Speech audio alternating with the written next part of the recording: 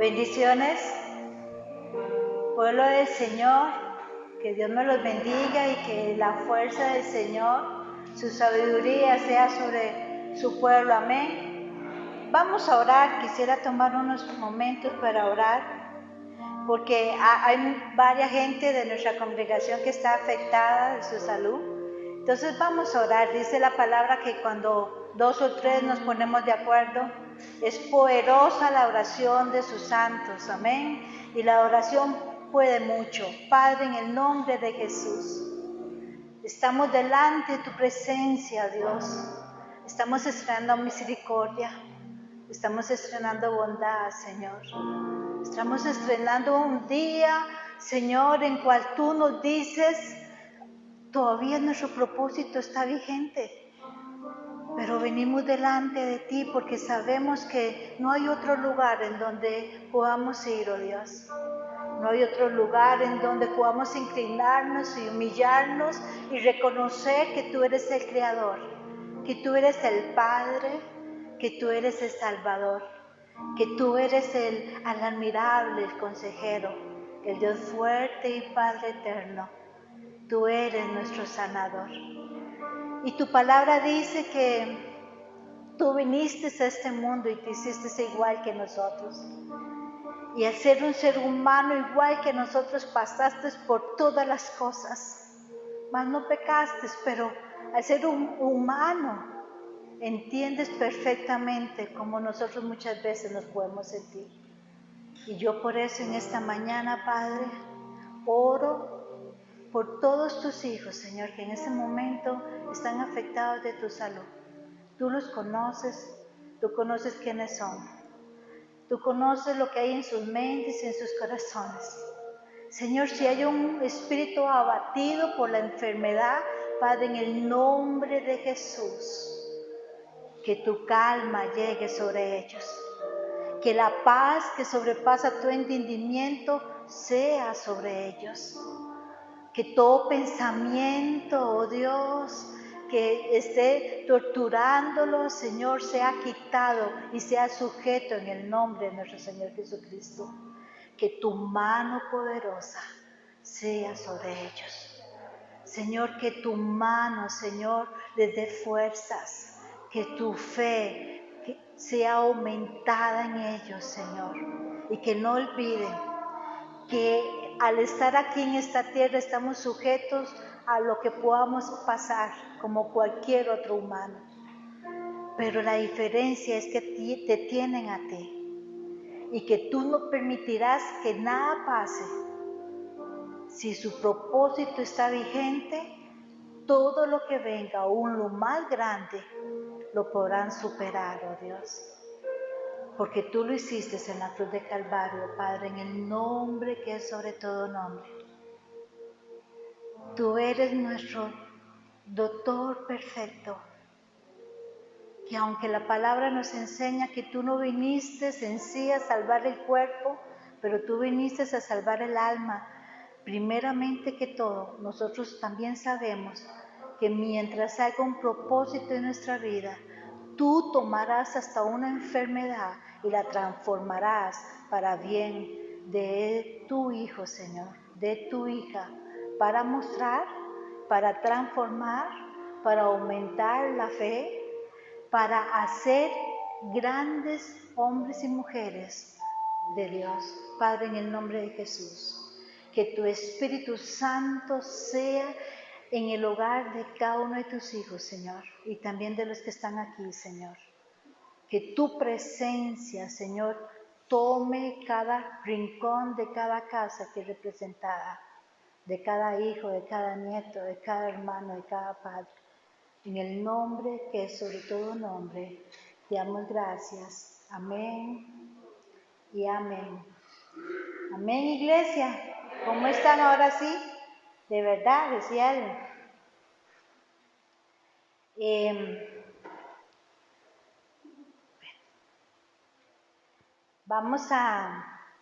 La semana pasada comenzamos con un tema y que se trataba y vimos en la realidad que ningún vacío podía llenar al ser humano. Y lo vimos a través de la palabra, que ningún vacío. ¿Por qué? Porque el vacío que había en todo ser humano era puesto por Dios cuando Dios nos formaba, y solamente un Dios tan grande podrá llenar ese vacío. Vimos también la semana pasada que no hay nada aquí en la tierra, a través de la historia del rey Salomón, que el ser humano pueda decir, esto me va a traer satisfacción, esto a mí me va a llenar. No hay nada, estaba descartado. Y todos los que estuvieron se dieron cuenta de eso, amén. Y los que no estuvieron, yo los invito a que, si ustedes gustan, se meten a la página de la iglesia en Facebook de Dulce Refugio, y ahí está el link. Ahí usted se mete y lo lleva a YouTube, y ahí ustedes escuchan el audio, para que escuchen la prédica completa si ustedes tienen gusto. Entonces la semana pasada hablamos que todo ser humano busca cómo llenar ese vacío que solo Dios puede llenar.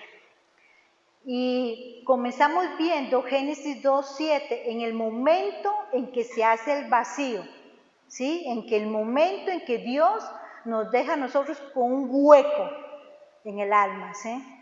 Y vimos en Génesis 2:7, donde dice, entonces Jehová Dios formó al hombre del polvo de la tierra y sopló en su nariz aliento de vida.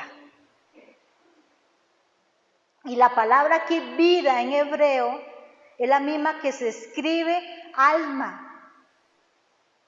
Es la misma palabra, ¿sí?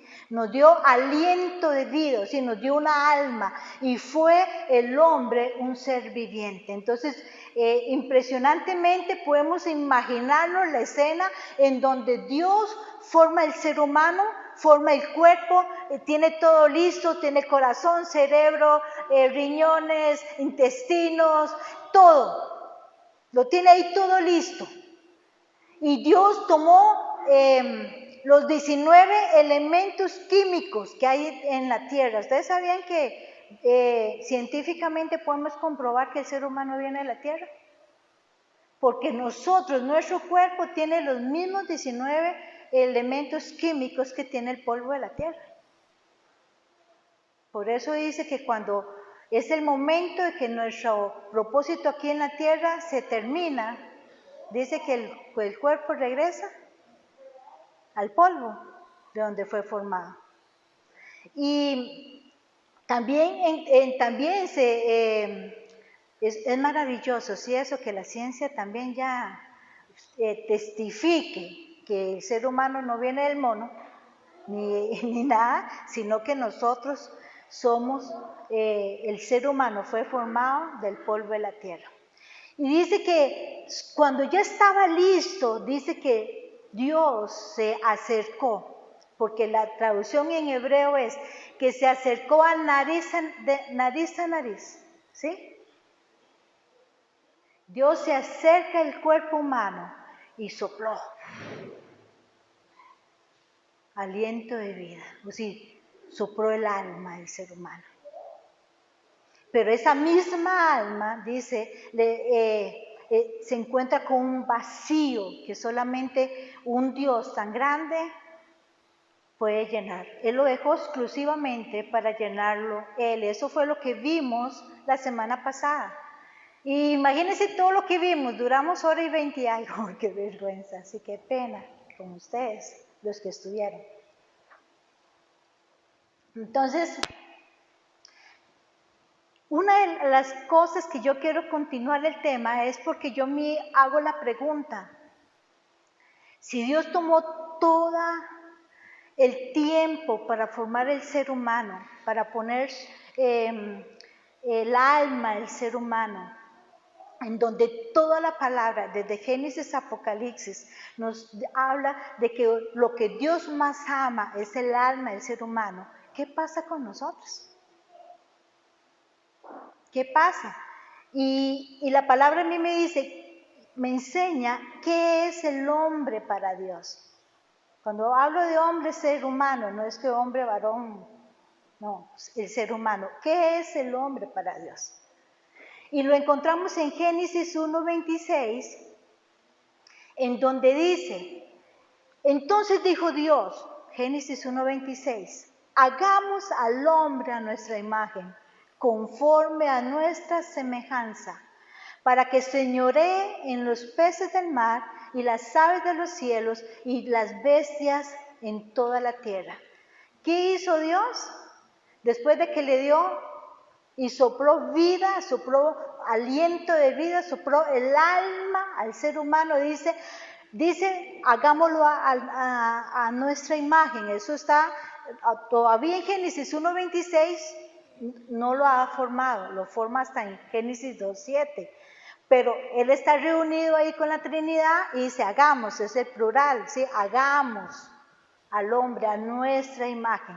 Cuando Dios dice que Dios hizo al ser humano a su imagen, son características que el ser humano tiene parecidas al Dios que lo creó. ¿Como cuáles? El ser humano es un ser racional, pensamos, ¿sí? Tenemos una mente, razonamos. Dios también razona, tiene mente.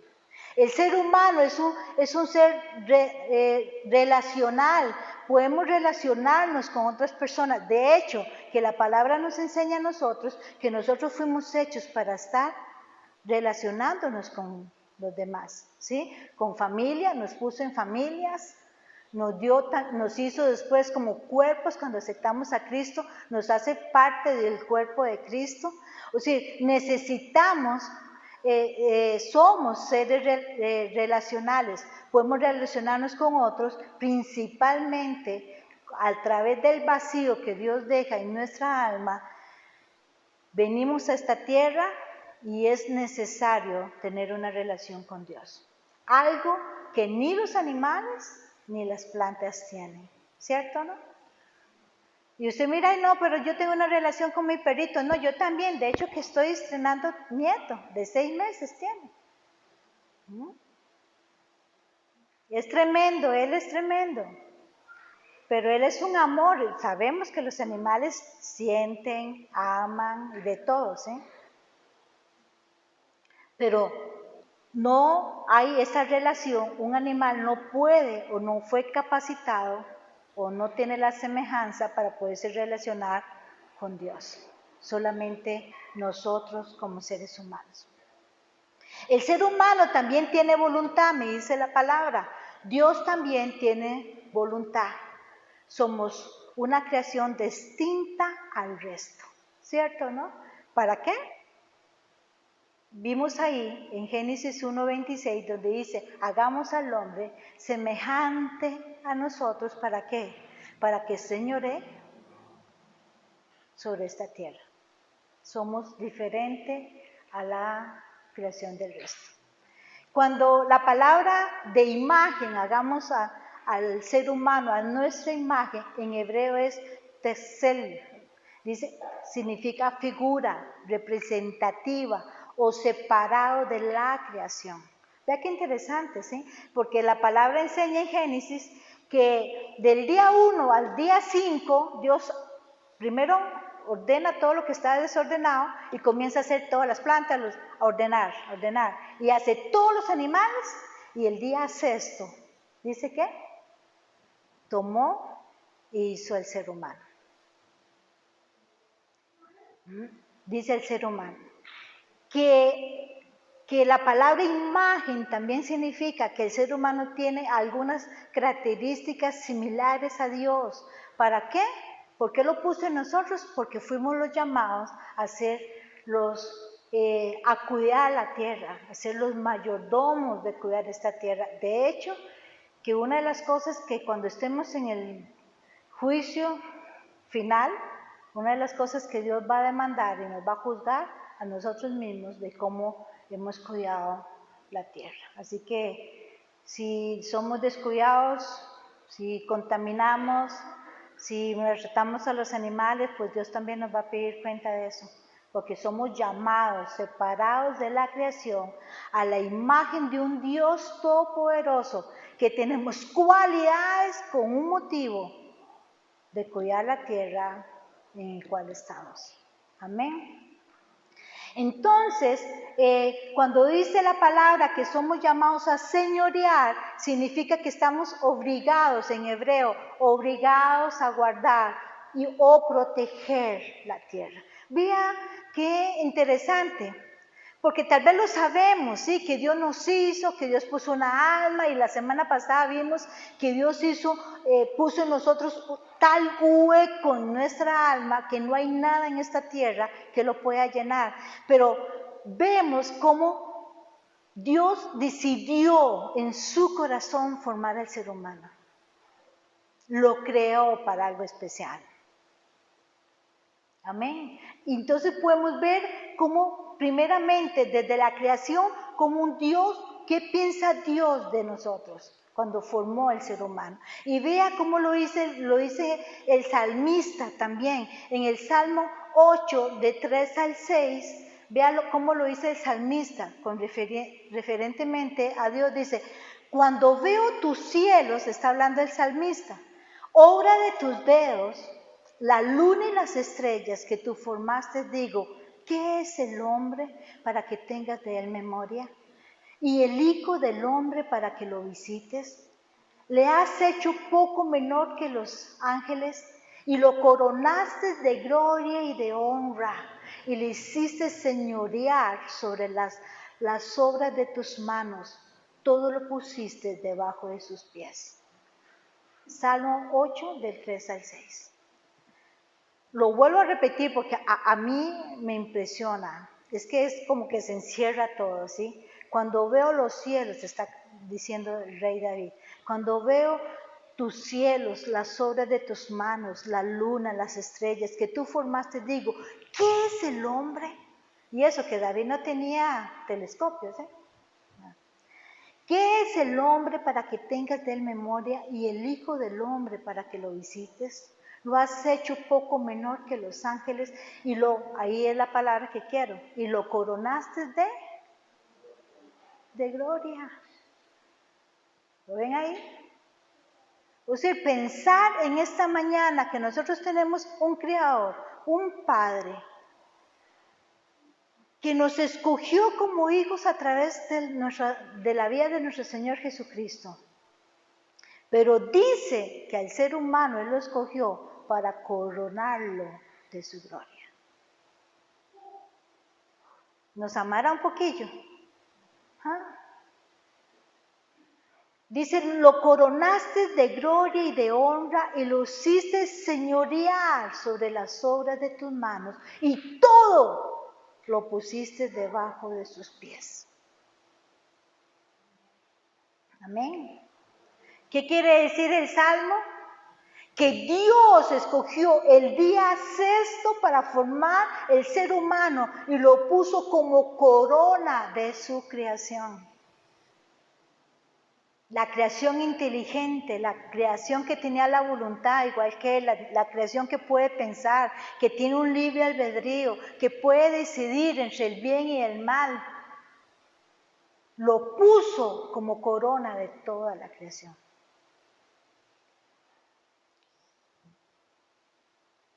Y podemos ver que lo último entonces que Dios creó al ser humano. Y dice que Dios realmente valora la creación humana porque le da, ¿qué? Lo que no le da a ningún otro animal criado, ¿sí? Alma,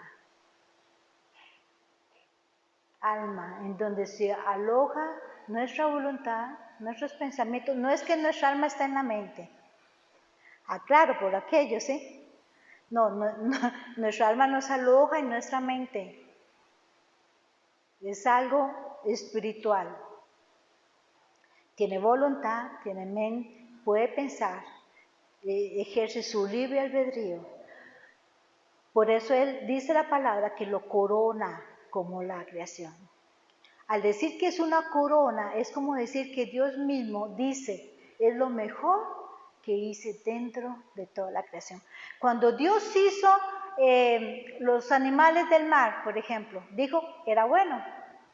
Bueno es. Si usted lee Génesis, ¿sí? No me puedo meter ahí porque no.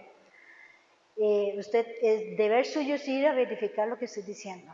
Cuando hizo todas las cosas dijo, es bueno.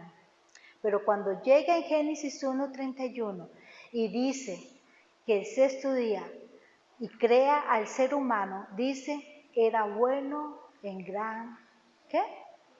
Manera. Ahí es en donde dice que Él nos corona como la creación que había hecho. También como responsables ante los ojos de Él, como representantes para cuidar aquí la tierra, ¿sí?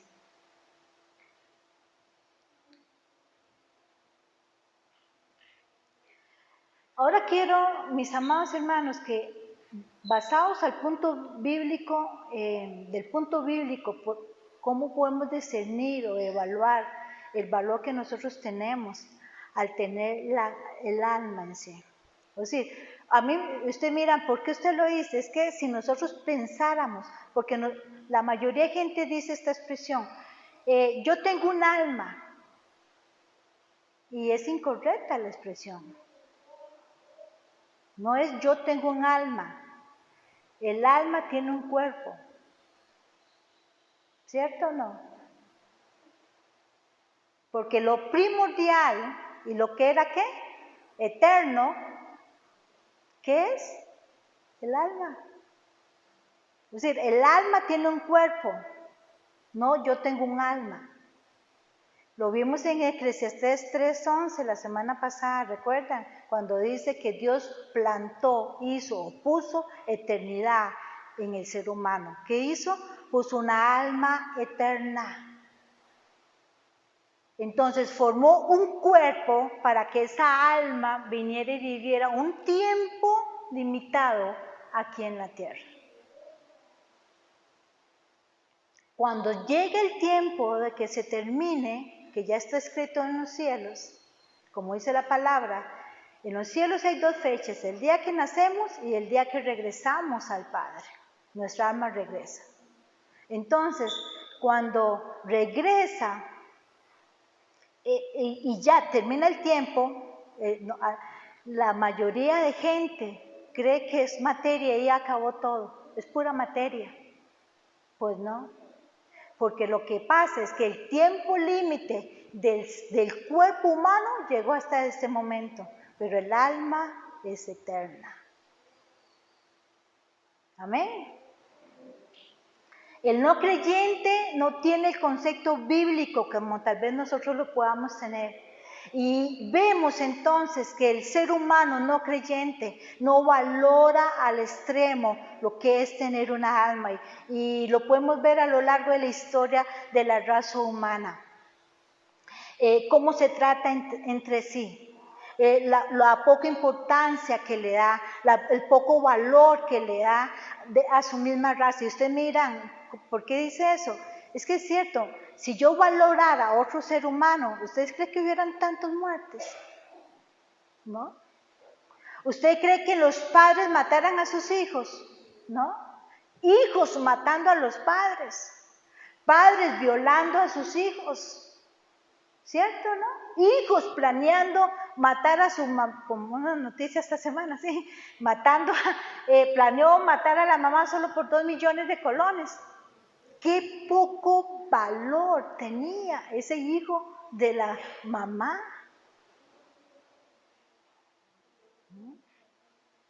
¿Por qué vemos que el ser humano a lo largo de la historia, si nos pusiéramos a buscar ejemplos bíblicos, nos iríamos desde Génesis al principio de la historia del ser humano, después que pecó, vemos cómo un hermano no tuvo compasión del otro, ¿y qué?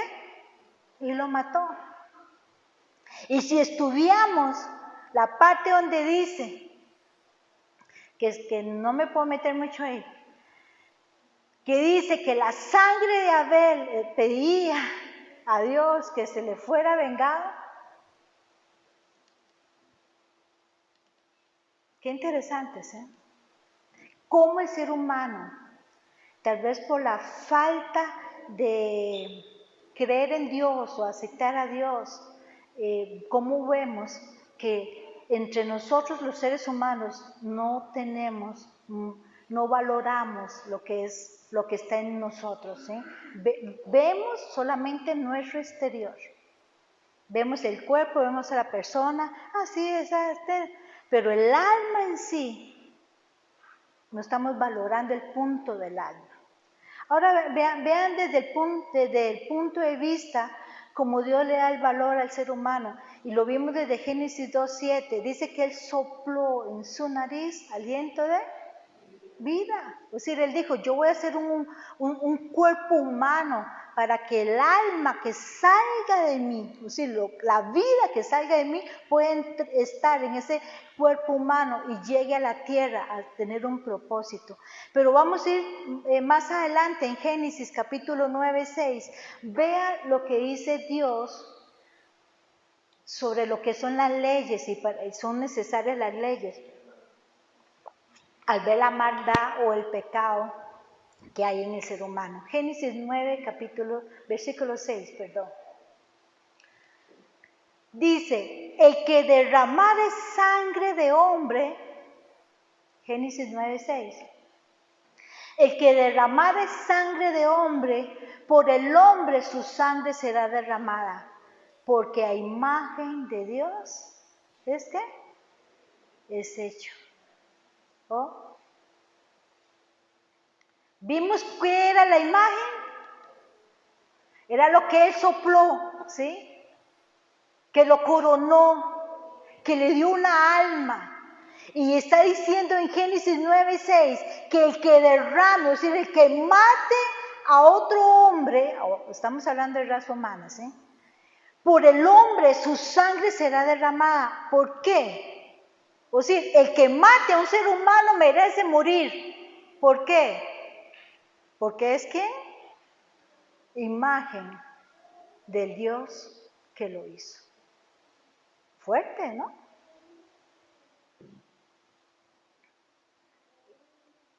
Y aquí se viene la famosa pregunta del millón. La ley, ¿sí? Pero no.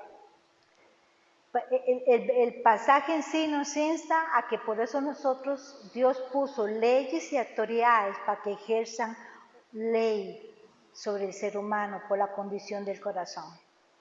Si un país tiene como ley a un hombre o una mujer que es un asesino en serie o que mató a una persona y le dan cadena perpetua o cadena de muerte, pues nosotros deberíamos respetar esa ley. Es lo que está enseñando, ¿sí? Suena así como muy frío, pero es así. Vea en versión viviente, Génesis 1:9, escuche en la versión viviente, dice, si alguien quita la vida humana, la vida de esa persona también será quitada por manos humanas, pues Dios hizo a los seres humanos a su propia imagen. Y vuelvo a hacer la pregunta, cuando yo veo a mis hijos, cuando yo veo, se ven a los hermanos de la iglesia, a los vecinos, a los papás, a los esposos, esposas, madres, yo veo a esa persona como creación de Dios, pero va más allá de una creación de Dios, como imagen de Dios, que tiene una alma. O tanto nos ha desesperado que queremos como agarrar el pescuezo. ¿Cierto o no? Porque ¿cómo nos cuesta? ¿Cómo nos cuesta tener el control de pensar en lo que dice la palabra? Si Dios mismo dice que si alguien le quita la vida a una persona, es digno de que otro ser humano le quite la vida. ¿Por qué? Porque ese ser humano tiene la imagen de Dios. Y recuerden algo, usted mira así, pero si no es creyente, no, es que tiene una imagen de Dios, aunque esté distorsionada esa imagen de Dios, todo ser humano nace con una alma. En otras palabras, podríamos decir, esto que yo he creado, dice Dios, tiene tal valor que si una persona comete el abuso de destruir la vida humana, donde yo decidí darla, que esa vida representa mi imagen, yo mando que esa persona pierda la vida como pago de lo que hizo. Sea aquí o en la eternidad, pagará. Entonces, imaginémonos a las miles de mujeres que han sido engañadas y han cometido abortos, ¿sí? Porque el ser humano se forma en la...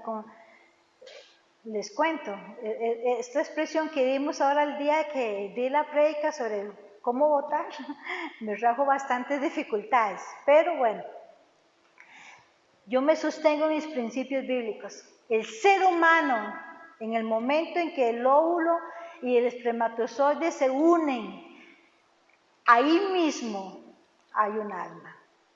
Entonces son millones y millones de seres humanos con alma que son asesinados.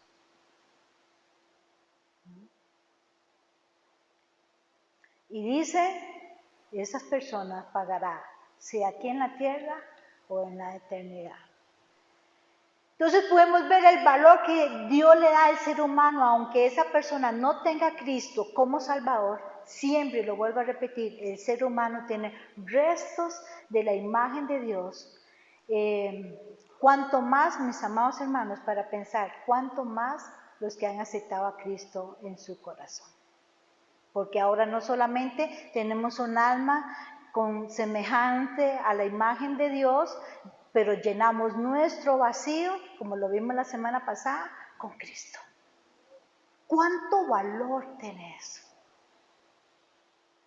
Sí, yo valoro en serio, yo puedo poner y decir, es que yo no puedo tratar ni pensar, y ustedes miran, bueno, el ejemplo del Nuevo Testamento está muy fuerte. Si lo mata, hay que matarlo. Y ustedes me podrán decir, bueno, pastora, pero eso es el Nuevo Testamento. Pues vamos al Antiguo, perdón, vamos al Nuevo. Toda la palabra, yo podría traer infinidades de ejemplos sobre este tema.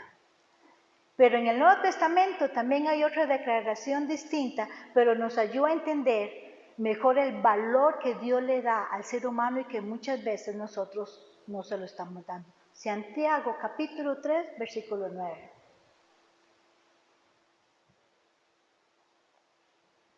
Santiago 3, 9.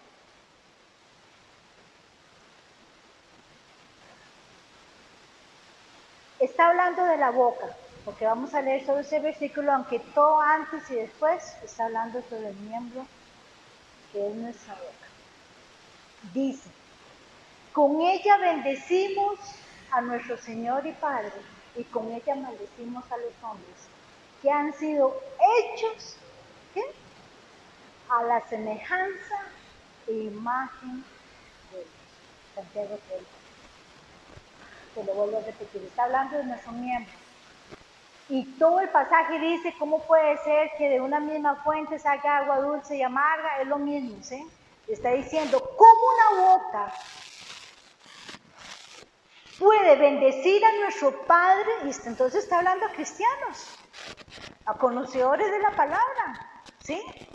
Dice, ¿cómo una boca puede bendecir a nuestro Señor y Padre y con ella maldecir a los hombres que han sido hechos semejanza a la imagen de Dios? Y aquí Dios nos está hablando de quitarle la vida a una persona con el hecho de hablar. Y usted me dice, no exagere. Recuerde que maldecir, la palabra maldecir aquí dice es hablar mal de. No es que usted llegó y que yo dije, es que está mi ley de que le caiga el tren de la...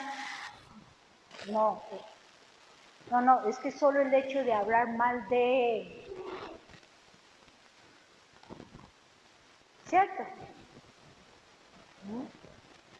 Entonces dice, porque la lengua, si usted lee todo el capítulo 3 de Santiago, usted va a entender lo estamos hablando, porque la lengua es desenfrenada, dice todo el pasaje, puede prender el fuego de todo y hacer tal incendio, puede arrasar kilómetros y kilómetros. Y podemos ver el ejemplo, por ejemplo en Estados Unidos, al tiempo de sequía, que si algo se enciende ahí, uno puede ver kilómetros y kilómetros de tierra, casas, cómo arrasa todo eso. Y está siendo comparada que la lengua destruye a tal nivel a un ser humano.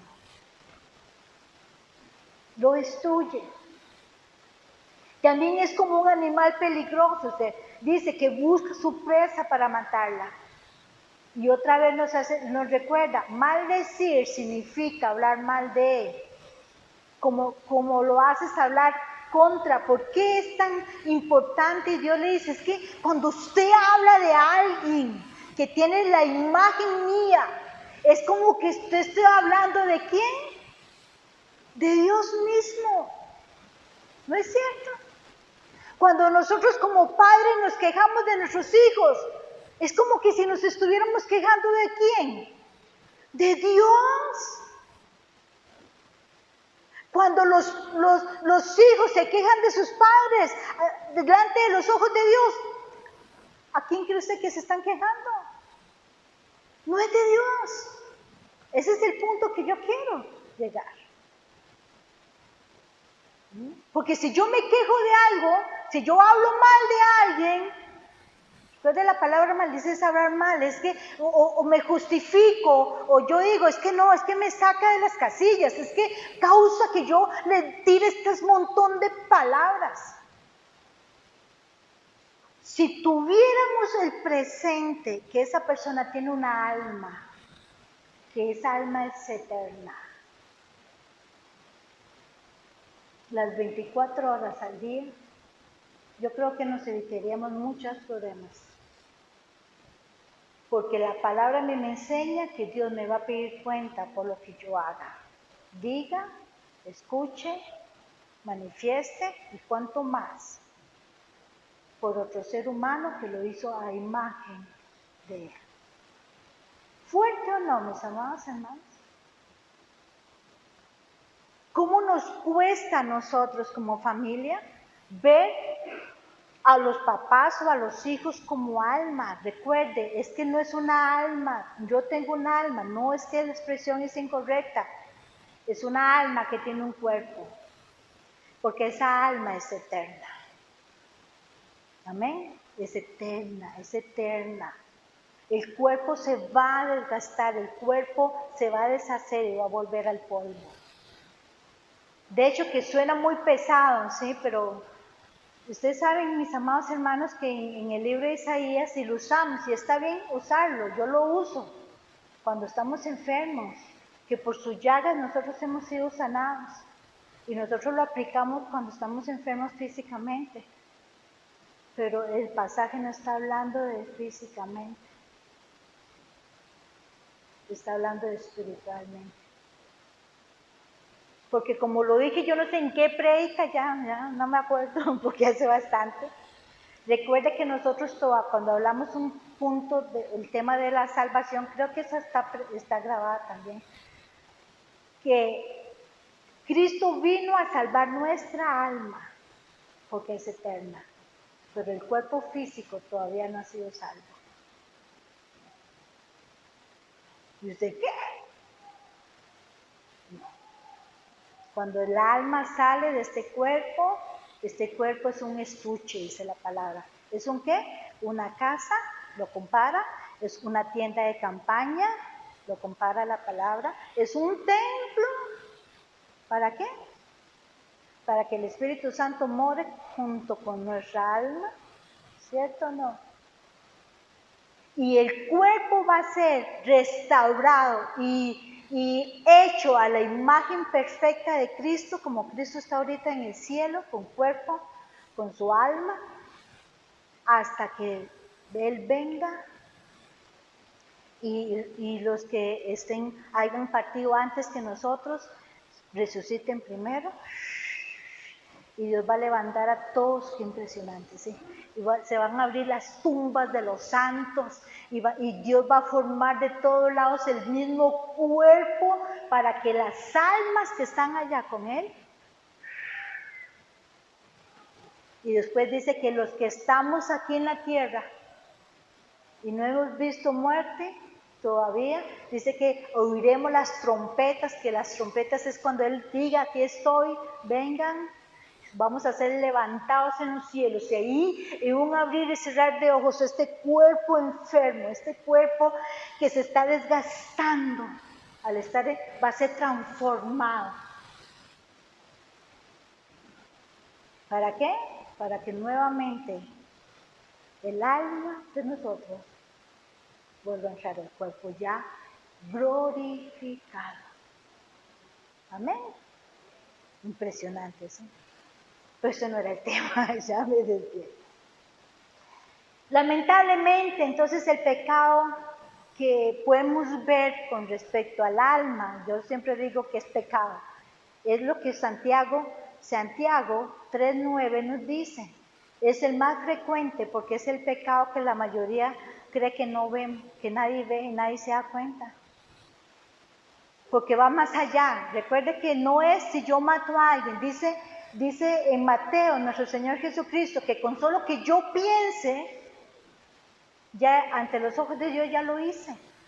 Y eso aplica a todos. Si yo pensé ahorcar a un hijo mío por rebelde que fuera, ya yo tuve que haber pasado el proceso de perdón, de restauración, pedir restauración, pedirle perdón a la persona, tratar de que su alma se restaurara, porque es uno de los pecados más frecuentes dentro del pueblo del Señor.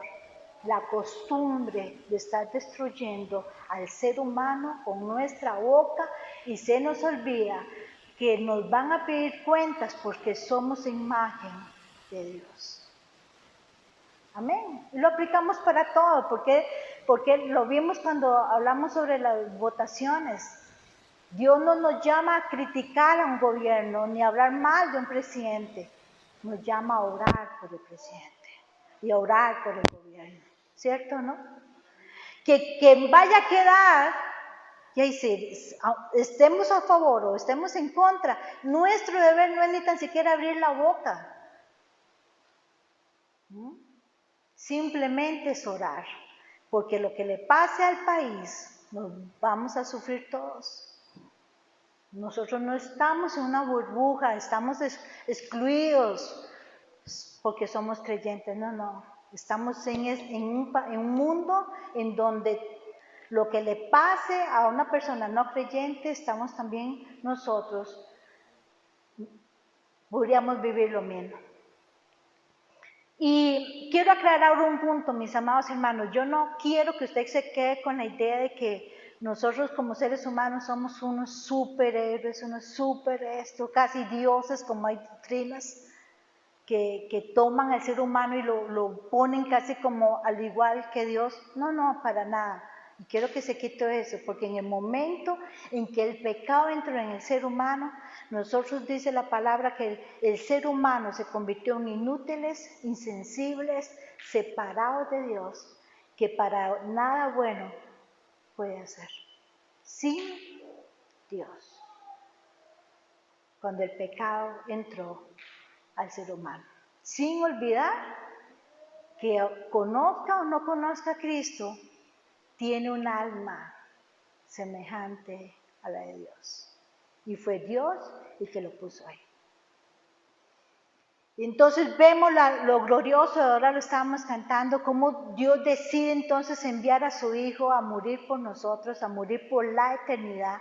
Lo formó y viene Cristo y se hace igual, es decir, deja su trono santo, deja toda su alabanza, las 24 horas, rodeado de todos sus ángeles, y decide ser un humano, igual que nosotros, para traer salvación.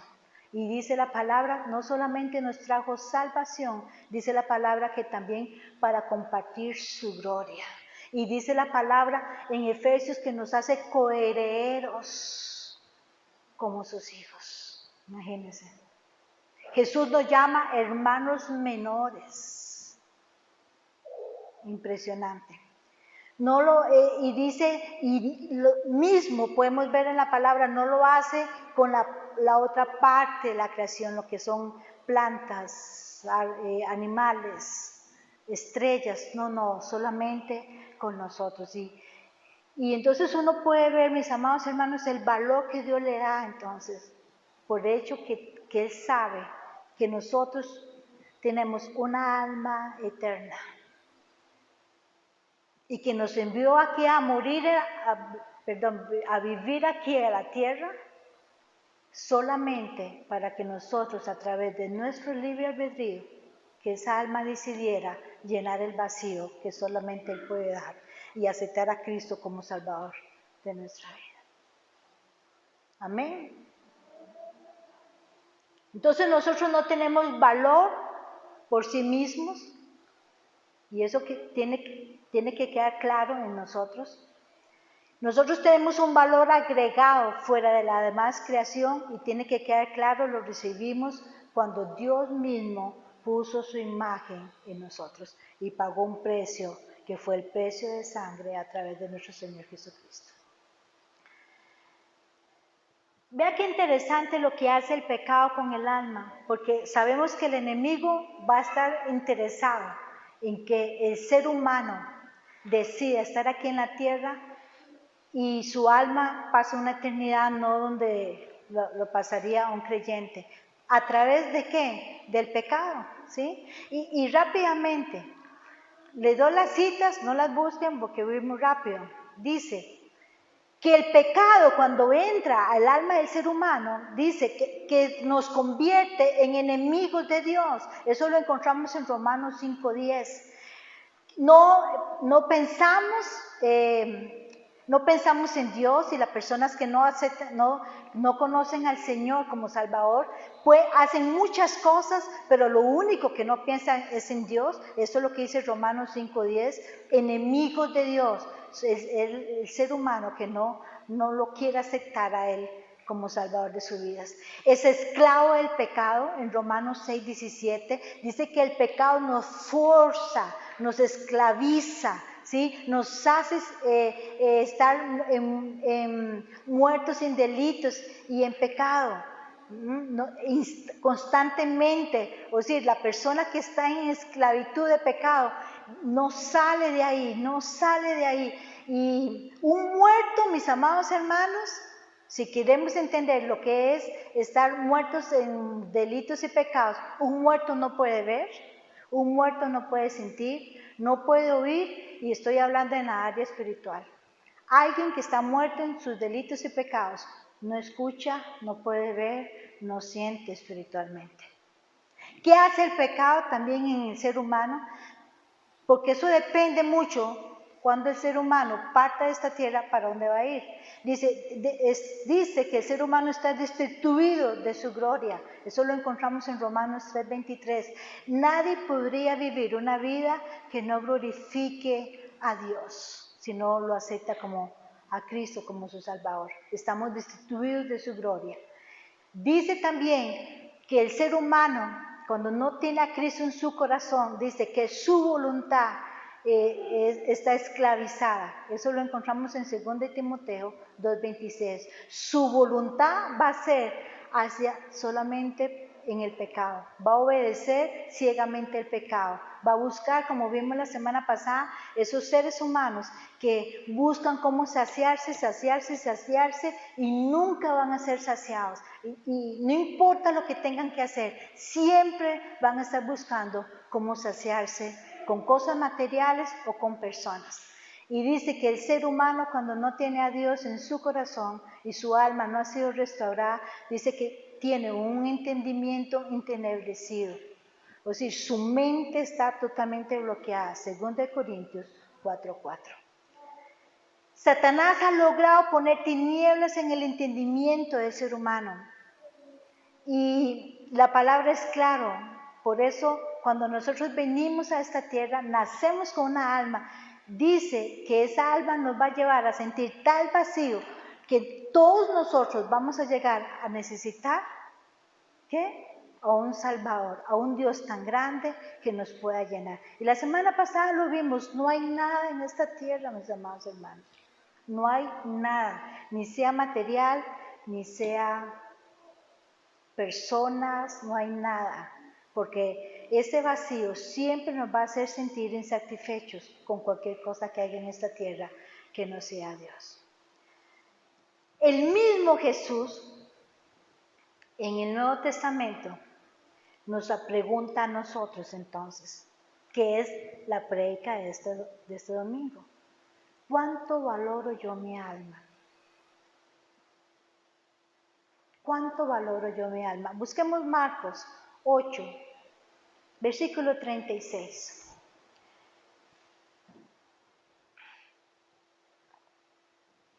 Todo el pasaje, antes de ese versículo 36, Jesús está anunciando su muerte para salvación de la humanidad y Pedro se acerca y trata de seducirlo y decirle, no, Señor, ¿cómo va a ser posible que tú vayas a morir? No, para nada. Entonces Jesús amablemente le dijo, ¿qué? Apártate de mí, Satanás. qué bueno, ¿sí? Apártate de mí, Satanás. Y entonces Jesús se vuelve a la multitud y a sus discípulos y comienza a decirles que el que no toma su cruz y lo sigue y se niega a sí mismo no es digno de él, no es su discípulo. Ahí le está tirando a los 12, diestra y siniestra, ¿sí? Entiendan como entiendan. Pero Jesús mismo, cuando pasa todo eso, entonces hace dos preguntas que nos las hace a nosotros en esta mañana sobre el alma. Marcos 8, 36 y 37, que dice, ¿por qué? ¿Qué le aprovechará al hombre si ganare todo el mundo y perdiera qué? ¿Lo ve ahí? Y hace la segunda pregunta, versículo 37. ¿O qué recompensa dará el hombre? ¿Por qué? Por su alma. La expresión de ganar al mundo dice, en otras palabras, ¿qué aprovechará ganarlo todo? ¿Lo ven ahí? ¿Qué va a hacer el hombre o la mujer con pensar en ganar todo el mundo? Y no está hablando de ir a evangelizar. No. No está ir a ganar almas, para nada. Está diciendo, ¿qué hace el hombre o qué provecho tiene el hombre de ir y preocuparse por tener bienes, por tener riquezas, por tener títulos? Si al final va a llegar un día que cuidado no nos pase como el hombre rico que acumuló y tenía tanto que dijo, voy a hacer un granero más grande y voy a llenarlo y llenó otro y si ahora sí, ya es tiempo de disfrutar todo lo que tenga y dice que le dicen, oh, insensato, oh, falta de inteligencia, ¿no ves que esta noche hoy viene el espíritu de muerte por ti? ¿Cierto, no? Eso es lo que está diciendo Jesús y la pregunta es fuerte, donde le dice, ¿qué aprovechará el hombre si ganare todo el mundo y perdiera su alma? En otras palabras, ¿está valorando usted su alma? ¿Usted valora el alma que fue puesta por usted, que Dios lo escogió a usted y encima de toda la raza humana dice que salió Dios y lo buscó y lo llamó? Porque mentira, mis amados hermanos, yo siempre lo he dicho, nosotros no vinimos a buscar a Dios. Él vino a buscarnos a nosotros.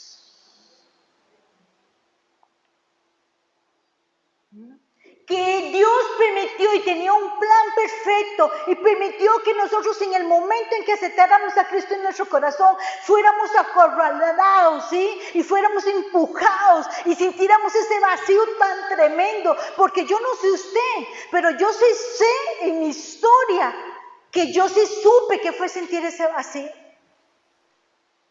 En mi historia yo sí supe que fue sentir ese vacío tan impresionante, esa falta de amor, esa cosa de que usted tiene personas a su lado, pero que a la vez se siente solo.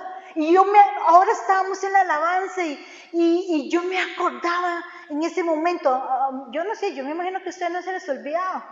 Y yo sé que si yo le preguntara a mi hermano Caliquito, él tampoco se le ha olvidado ese día tan impresionante que llegó Cristo a nuestra vida. Pero yo me acuerdo de ese día. Yo me acuerdo que me sentía tan vacía. Que ya tenía casi 5 años de casada, que tenía un tenía un hijo de 2 años, había perdido una bebita, que esperaba que llenara ese vacío, que estaba desesperada, pero nadie me había hablado del Señor, no sabía lo que era una Biblia, porque yo crecí en una familia que realmente me enseñaron a odiar el Evangelio.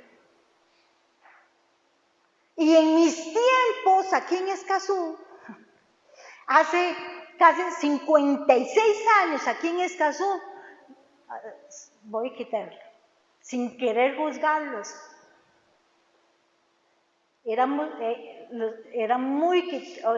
a mí me enseñaron, usted ni permita que un evangélico se le acerque, y usted ellos son el diablo caminando, ¿sí? A mí me quedaron así. Pero cuando llegó el momento en que yo pude comprender que aunque estuviera casada, aunque estuviera ya con un hijo, que era tanto el dolor, era tanto el vacío que yo sentía, llega Cristo a mi vida y por primera vez lo escucho y siento por primera vez como alguien tan imperfecto, alguien tan dañado, pudiera ser amado.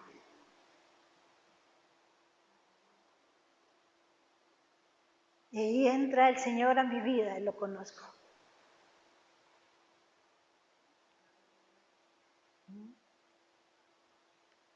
Y la expresión del mundo, mis amados hermanos, es que aprovechará ganar todo. Y aún ser la persona más exitosa, humanamente hablando. Tener los mejores títulos, humanamente hablando. Tener lo más valioso en posiciones. Y nuestras almas. Y nuestra alma.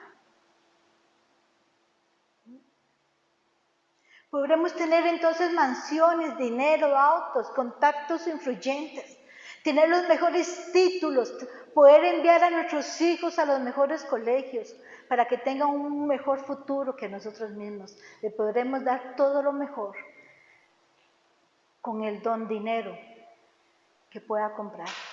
Y aclaro, no crean que yo estoy en contra de que alguien estudie o tenga títulos. Para nada. Pero yo no me puedo enfocar como ser humano en creer que eso era lo único más importante que yo le pueda dar a alguien sin preocuparme por el alma. ¿Lo ven ahí? ¿Qué gana usted, mis amados hermanos que están criando hijos? ¿En serio? Con que vayan a la escuela, con que ahora vienen y los útiles más caros y los uniformes más caros. Si usted no se está preocupando por el alma eterna de su hijo, eso le valió a Dios, porque no sirve para nada. Porque el mismo Jesús, es que nuestro Salvador es el que lo está diciendo. ¿Qué provecho tiene el hombre o la mujer si ganare todo el mundo, si tuviera todo en esta tierra, pero pierde su alma? ¿Qué? ¿No se queda aquí? Ese cuerpo se va a hacer polvo y el dinero que usted deje va a ser un pleito en la familia eterna. ¿Cierto o no? Si pierde su alma.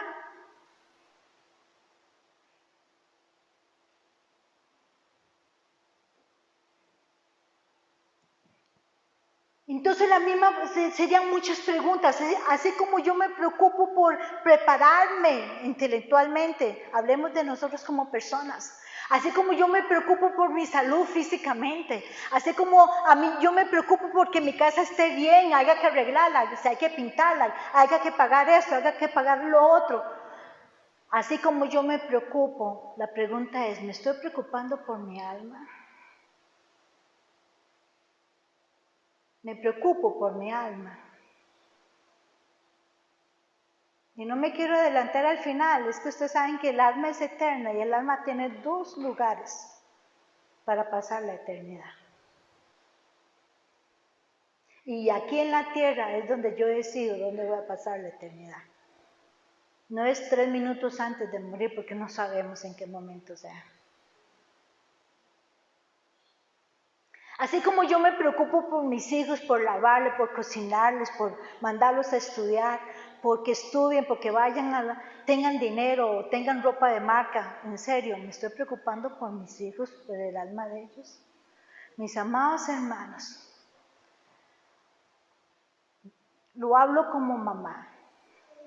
Dios a mí me dio 5 hijos. 4 están aquí en la tierra. 1 está en el cielo.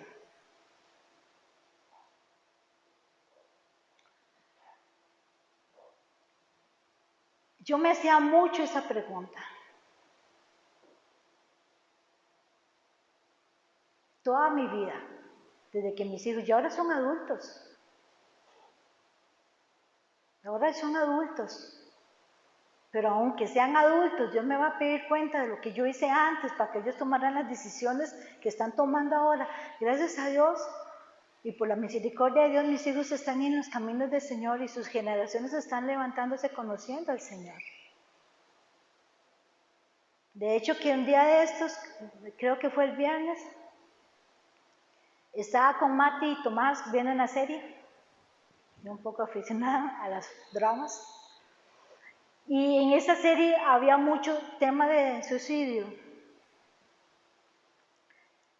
Y inmediatamente, porque yo soy así, les hablo. Y yo les digo, no sé si me pusieron atención, conste, porque pueden ser que no me acuerdo que digan, Tomás, ¿sí? Pero yo comienzo a decirles, ¿saben por qué una persona toma esas decisiones? Porque son engañados, porque creen que su dolor y todo lo que están pasando va a terminar ahí y que todo se acabó ahí. Y no es así. Al contrario, todo comienza. Si usted y yo vamos a vivir 70, 80 años, como dice la palabra, ¿fue un abrir y cerrar de ojos o es un punto en la eternidad nuestra? Porque la alma no tiene fin, va a vivir eternamente.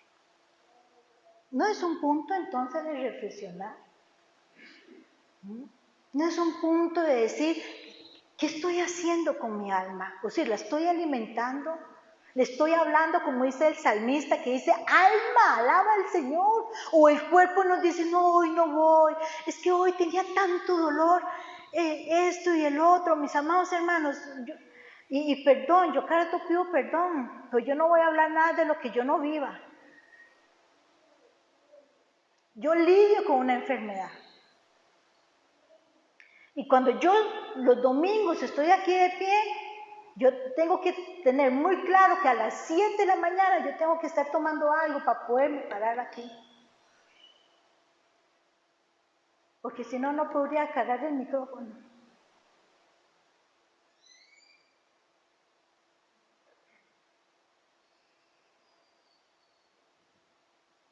El martes, cuando ya abrimos y son dos martes, yo no sé si a usted le pasa, pero yo el martes venía un poco mal y apagada. Y me mandaron a hacer un examen. Y queda como sea, uno es humano. Y eso no lo va a dejar a uno por un momento traer preocupación. Pero yo tengo la costumbre de decir, yo voy a ir a alabar al Señor, yo no voy a agarrar una carga que no. Yo voy a confiar en que mi Dios es mi fuerza. Yo el martes salí de aquí totalmente con ratito, con renovadas sus fuerzas, y donde Dios a mí me decía, recuerda, Él me ministró paz y mi nuera no sabía qué estaba pasando, hasta ahorita se están dando cuenta. Y escucharla a ella era como decirme, hablarme a mí directamente Dios. Y cuando Se habló sobre el punto de la paz que sobrepasa todo entendimiento. Yo dije, sí, es mi versículo preferido, ministreselo. Pero ¿sabe qué significa la paz que sobrepasa todo entendimiento? No es que se le quite a usted los problemas, porque estamos en un mundo caído con un cuerpo no todavía glorificado. Es que yo mentalmente no permita que los pensamientos me tomen. Y que comience, en mi mente comience a decir, sí, va a salir esto, sí, va después esto, y va a sentir tal dolor, y va a sentir tal esto. Y todo se generó porque la semana pasada yo me hice otro examen y me dolió un montonones, pero sí mucho me dolió. Y cuando me dijeron que tenía que hacerlo otra vez, yo lo primero que pensé fue en el dolor que había sentido. Porque no, lamentablemente toda mi vida ejercí como mucha fuerza de voluntad y soy de los ganos, yo el dolor y los doctores me decían, usted sí que tiene un síntoma de dolor muy alto. Pues se fue al suelo. Así ya se acabó. Y lo primero que yo pensé el martes cuando recibí eso, yo dije, yo no quiero tener ese dolor. Pero yo salí de ahí y yo pasé una semana maravillosa. ¿Por qué? Porque yo dije, no, hasta aquí todo pensamiento se sujeta a la obediencia de Cristo y punto. Punto. ¿Qué fuerza estaba ahí hablando, mis amados hermanos? El alma. El alma vino, buscó y el cuerpo, como el salmista dijo, le dijo, alma, aunque no tengas ganas, alaba al Señor. No le dijo al cuerpo, le dijo al alma, alábalo. No, el salmista nunca se dirigió al cuerpo, se dirigió y le habló al alma y le dijo, alma, alaba al Señor. Amén. Así que también, así como me preocupo por les pregunto, mis amados hermanos, nos preocupamos por el ser interior, por esa alma que tienen los que están cerca de nosotros. Nos preocupamos, a mí me preocupa mucho en este tiempo que están criando hijos, porque el mundo está totalmente tomado por la oscuridad. O yo sigo con la idea así, que vaya al mejor colegio y que meterlo aquí y meterlo allá. Mis amados hermanos, yo no sé si yo hice, y yo espero en la misericordia de Dios si yo hice un buen trabajo. No, yo me equivoqué mucho como mamá. Pero yo sí supe que en mi vida hice algo, que yo no fui de las personas que si yo sentía que algo iba a hacer que mis hijos se apartaran del Señor, yo le decía, no. Así, no. Un hijo mío llegó pequeño y me dijeron, me lo piden para tal equipo. Y guau, era el equipo de nuestros, ¿eh? Está mal ahorita, pero bueno, eso queda atrás. Y cualquier papá se hubiera sentido, ¡ay, qué carga! Lo están pidiendo para el equipo y para abrir el equipo de nosotros. Y que me lo están pidiendo. Y yo dije, ¿qué? No. Yo me imagino que mi hijo sintió el corazón despedazado. Pero yo sí me acuerdo que yo le dije, no, amor, usted no nació para eso. Usted no vino a este mundo para eso. Solo. Cuando mi hija llegó y le dio la etapa de decir que iba a ir, que quería meterse en ballet, adivíneme cuál fue la respuesta. Usted no nació para eso. Y usted me diría, ay, qué exagerada, pastora, pero ¿cuántos gente que baila es cristiana? No, es que yo sabía muy bien el propósito por el cual mis hijos nacieron. Y yo me sostengo en eso. Y yo digo, no. Y usted dice, es que pastora, a usted le tocaron 4 ángeles del cielo, querubines, Usted no conoció la rebeldía ni el enojo de ellos. No, para nada. Yo sí supe que fue verlos tristes, yo sí supe verlos llorar, yo sí supe verlos frustrados, porque yo decía que no, usted no nació para eso. Usted nació para ir a la iglesia, y entonces ahora viene la gran pregunta, y ya me pasé, y viene la gran pregunta, y un día eso lo hablaba con alguien, esas preguntas que le dicen a usted, usted lee, acabo de terminar un libro que dice, ¿tengo que obligar a mis hijos a ir a la iglesia? ¿Te vas a pensar, abuelo, mamá, tengo que obligar a mis hijos a ir a la iglesia? Ya, y si usted tiene un adolescente y hasta ahora se está preguntando, pues le tengo malas noticias. Sorry, pues no, ya llegó, usted no lo puede obligar.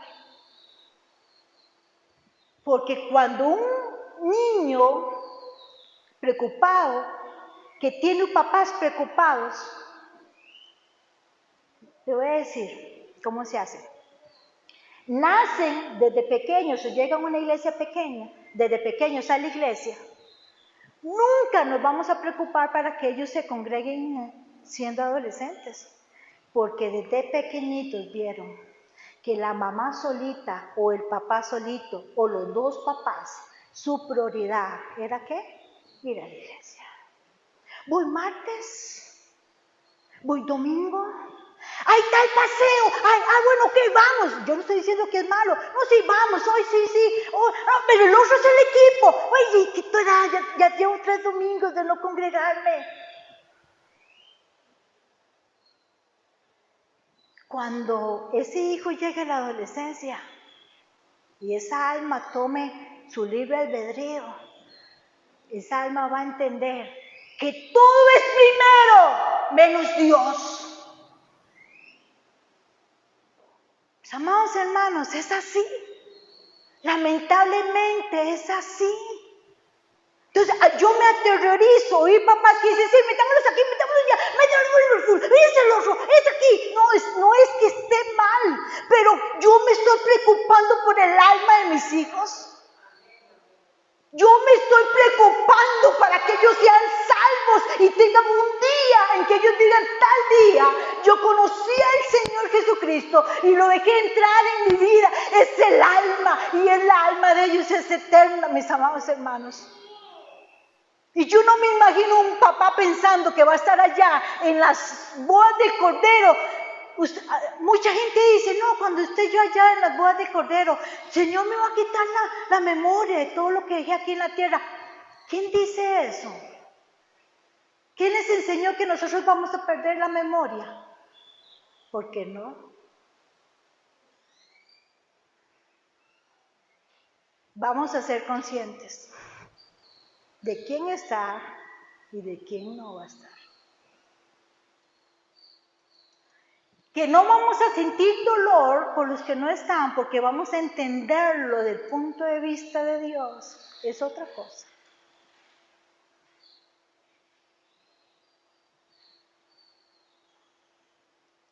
Es alma, mis amados hermanos, son almas.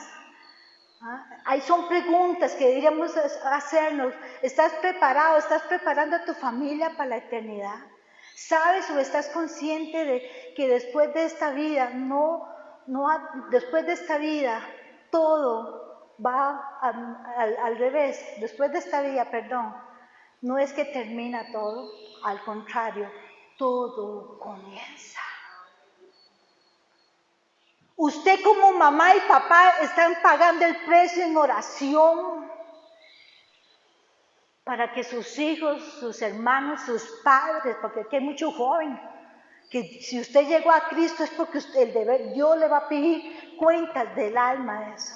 Y ahí usted entenderá cómo muchas veces yo me da así como un escalofrío santo cuando yo veo que gente creyente juega con las personas y hace que la gente no conozca a Cristo y se aparten de la iglesia de Dios y se les olvida que son almas y que Dios va a llamarnos a nosotros el día del juicio y le va a decir, ángel que escribió todo, ven y dime qué pasó.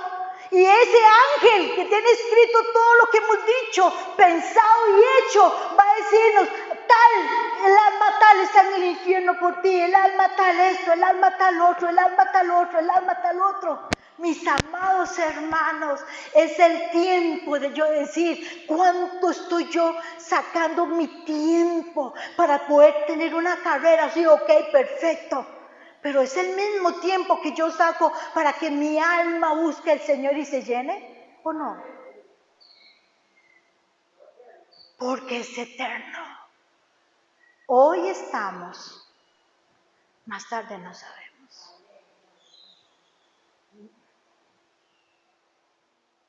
¿Dónde pasará la eternidad tú y los tuyos? ¿Dónde? Y como vuelve a hacer la pregunta a Jesús, ¿qué aprovechará el hombre si gana el mundo y pierde el alma? Y lo vimos la semana pasada como el rey Salomón escribió en Eclesiastés 2, 10 o 11, no negué a mi alma. Vea lo que dice el experto, que pasó por todo, lo vimos la semana pasada, probó de todo, tuvo 1000 esposas, hizo de todo. Y dijo, nada me llenó, nada me llenó. Vea lo que dice Eclesiastés 2:10, dice, no negué a mi alma, no dice no negué a mi cuerpo, no negué a mi alma, y mis ojos cosa alguna que desearan, ni parté mi corazón de placer alguno, porque mi corazón gozo de todo mi trabajo, gocé de todo mi trabajo, y esta fue mi parte de toda mi faena, que es un labor o trabajo. Miré yo luego todas las obras que había hecho con mis manos, y el trabajo que me tomó para hacerlas. He aquí, todo era vanidad. He aquí, todo era soberbia, presunción, jactancia. Y todo era vanidad y aflicción de espíritu. ¿Qué está diciendo? Todo dice, no le negué a mi alma nada, la dejé que probara de todo lo que había en esta tierra. Y al final entendí que todo era vanidad, que todo era aflicción, todo era un pesar, era un dolor, un desconsuelo de espíritu, sin provecho debajo del sol. Y terminamos con la segunda pregunta que Jesús dijo, ¿qué recompensa dará el hombre por su alma? ¿Habrá alguna recompensa aquí en la tierra que podamos dar? Nada. Porque el que pagó por nuestra alma, lo pagó en la cruz del Calvario a precio de sangre. Y dice Eclesiastés 8:8, nadie puede retener su espíritu o el alma y evitar que se manche. Nadie tiene el poder de impedir el día de su muerte. No hay forma de escapar de esa cita obligatoria, esa batalla oscura, y al enfrentarse con la muerte, la maldad no rescatará al malvado. No existe absolutamente nada que podamos hacer aquí en la tierra si solamente no cuidamos nuestra alma, y eso es con el Señor.